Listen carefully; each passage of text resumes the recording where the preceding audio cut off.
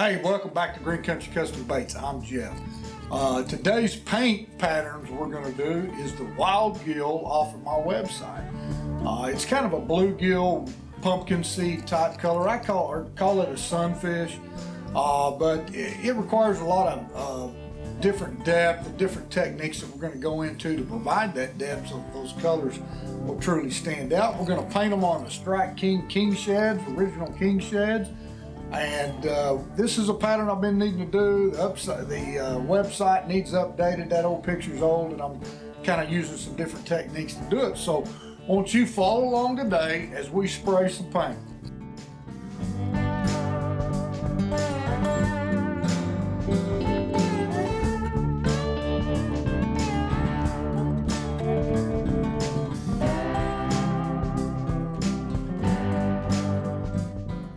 Before we get spraying paint, I thought I'd give you a quick shot of what the pattern used to look like, and then you can see why it's really been needed updated on my website.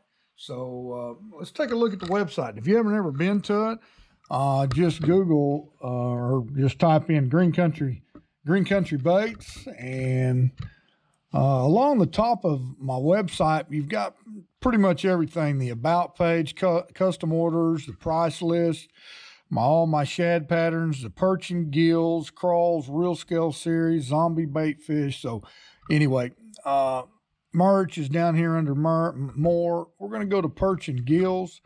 There's a lot of these patterns that I'm going to be working on updating, and this is the particular pattern that's definitely needing updated because this bait really doesn't look that way anymore at all. So we're using a lot of different techniques. So without further ado, we're going to jump right in, and we're going to start putting some paint on this King shed. And by the way, I'm one of the few people that's probably got these. So if interested in King sheds, I sell them, on eBay. Of course, if interested in any of those, feel free to contact me through the website, phone call, whatever. So all my information's on that website. So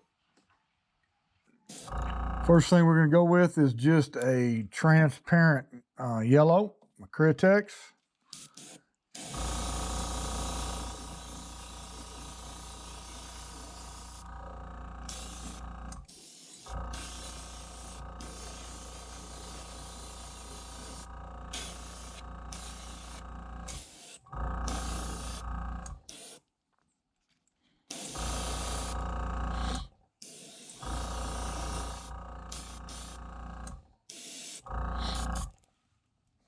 Just about halfway up the bait, and we're going to go over it with a fluorescent green. Just down this tail section, about again halfway.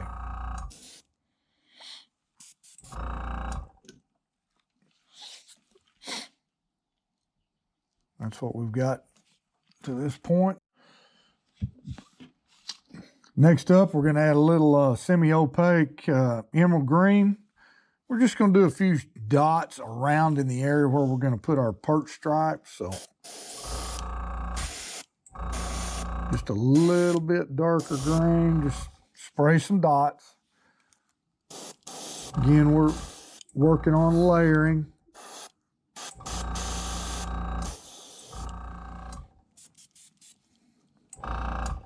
Next up, we're going to have to scale the bait. Okay, so the scaling method that I'm going to use is I'm going to sandwich it between my two hoop nets.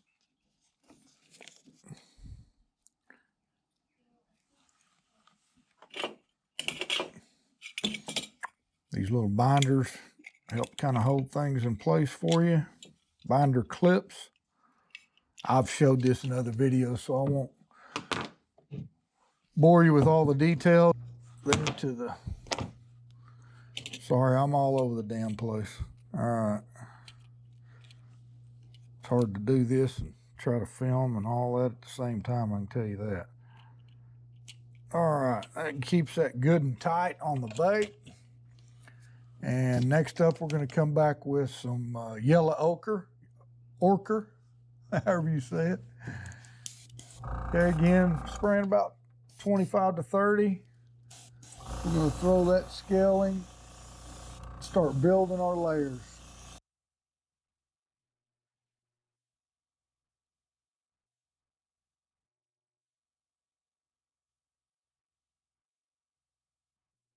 Again, so we're just throwing that top base coat. The white's going to show through. And my clip kind of fell off here. I don't want to jack my hoops up. Okay. And they work good too. You know, I've got a couple screws I could just hang them on. Real important. We're going to go wet on some of this. So our next color, this color pattern has, you know, a great deal of different colors in it. Okay, so my next one is going to be vermilion, and I'm going to get some couple other brushes loaded up. But before we do that, we got this trans vermilion. I'm going to cover that on the yellow of the belly. First, I've got to get this green out of my brush, so we'll cut this out and come back with the video. Okay, with our yellow orchid, I've got this funky comb just come in a set. And it works good for perch patterns. And we're going to start with that just behind the gill plate, and I'm just going to hit one edge, the back edge of each of the, this is where these little hook hangers come in handy with this, okay?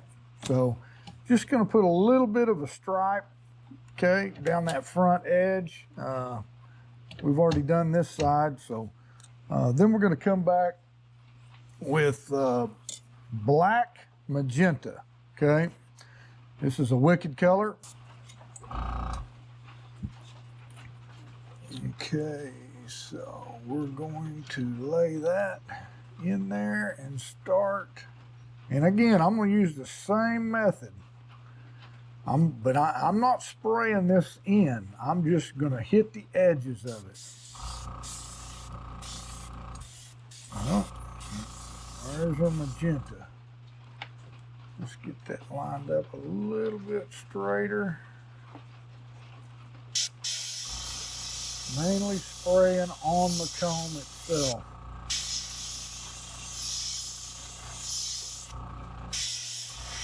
Let the overspray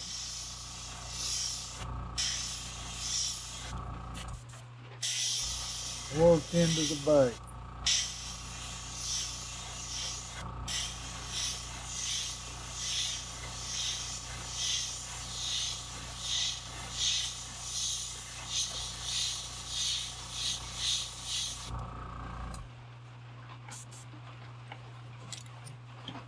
Okay.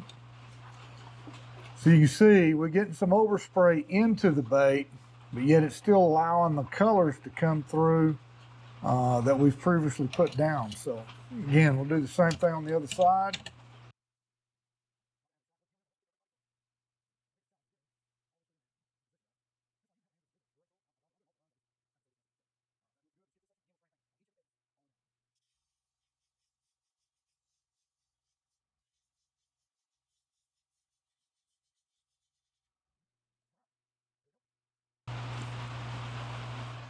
And we want some of this magenta, and I'm going to spray it on an angle from the back to the front, just up here above that first stripe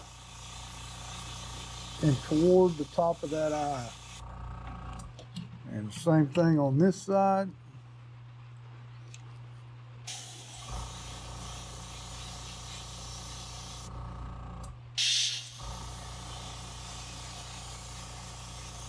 And right down the top.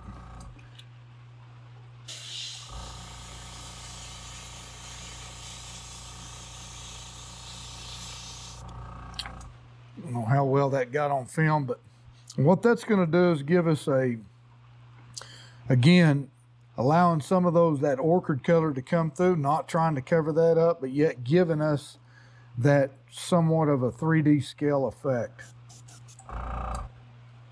And right around the eye, we're going to add a little bit to the back of that eye as well.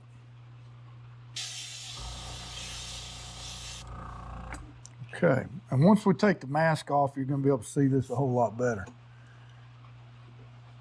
All right, so next color up is trans vermilion, and we're going to scale that through the scales. Whew, coming out pretty heavy. Let me turn the pressure down. About 18. And we're going to shoot that straight on in that to the belly. Whoa, come on.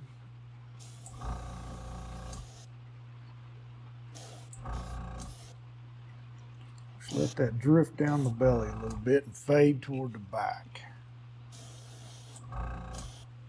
It gets a little lighter as we go. We're going to remove our magnets. This is going to be kind of difficult to do on camera, but we'll do our best here. I always like to move the top ones first, be as gentle as you can. Try not to disrupt the scale mesh.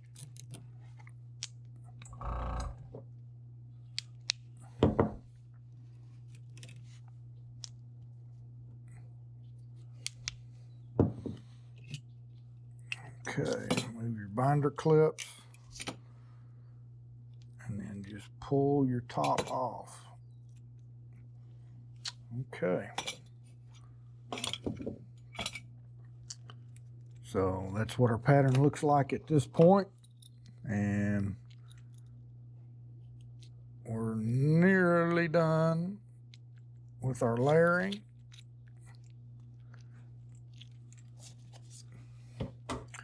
So we want to come back. Obviously, you can tell when we do that, we don't get a good clean deal. Plus, I want the back more solid in our magenta black anyway. Want to get a little more around the head and get that solid, knock out some of those scales, and then we'll just touch up our stripes freehand just a little bit. So kind of darken that up just a tad. So magenta.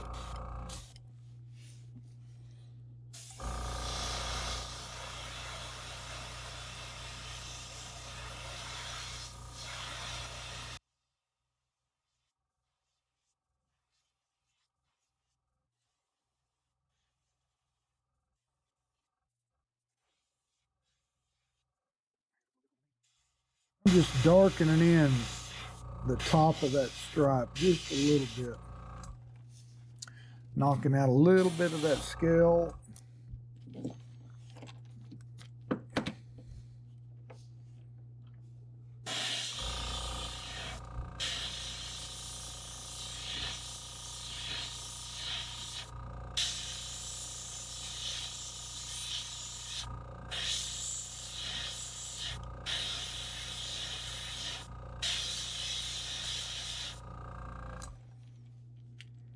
Okay.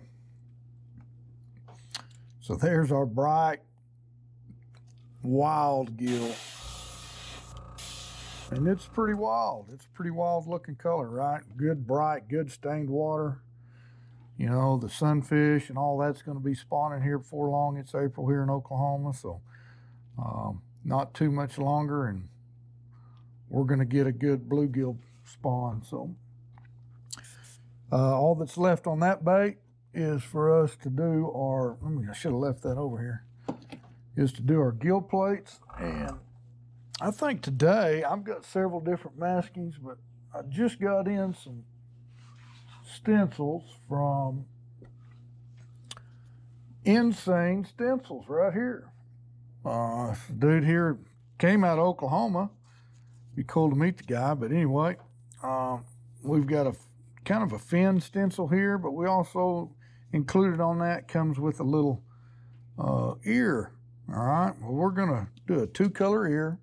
We're gonna use our magenta red as well as our black. I said magenta red, vermilion. We're gonna use our vermilion And I'm going to put that gill flap right here. We're going to move it back just a little bit because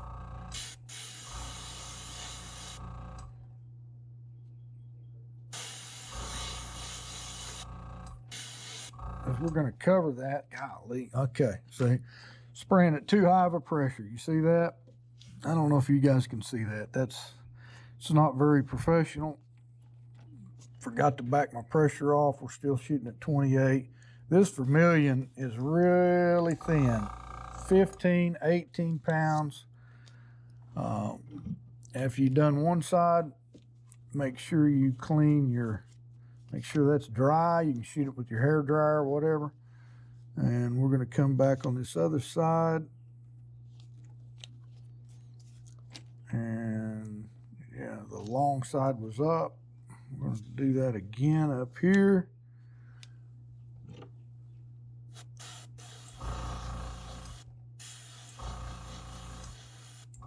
Throw that red on there, a hell of a lot better that time.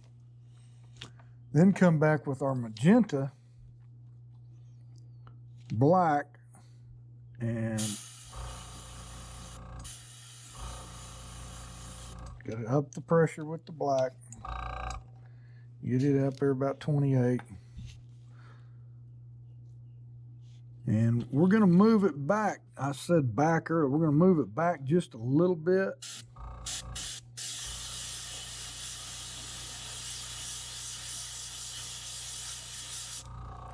So that red shows up. I don't know if you can see it that well, but do the same thing on this side. We just want that ear to stick out.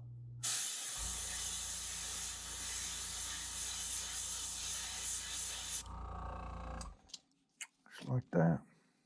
Okay, very good.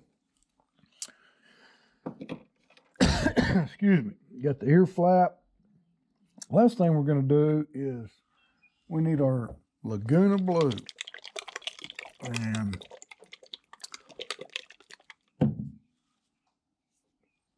a real fine airbrush, or where are my paint brushes? Should have been a little better prepared. Here they are. I just use these cheap, probably got at Walmart, Hobby Lobby, I'm not sure. Just a cheap, fine little airbrush and a little cup. And we're going to put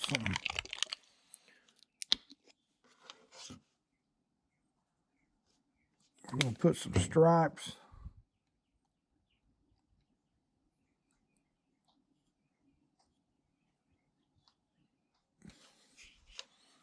on our bluegill coming off of his eye. Just a few little markings.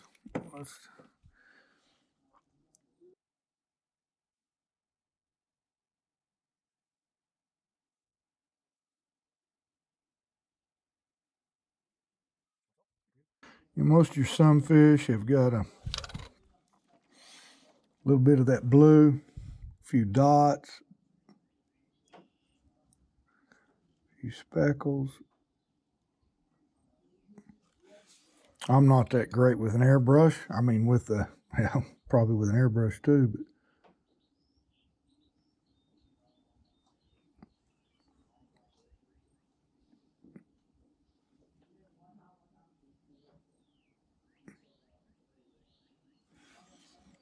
just add a little more detail, a little more depth to it.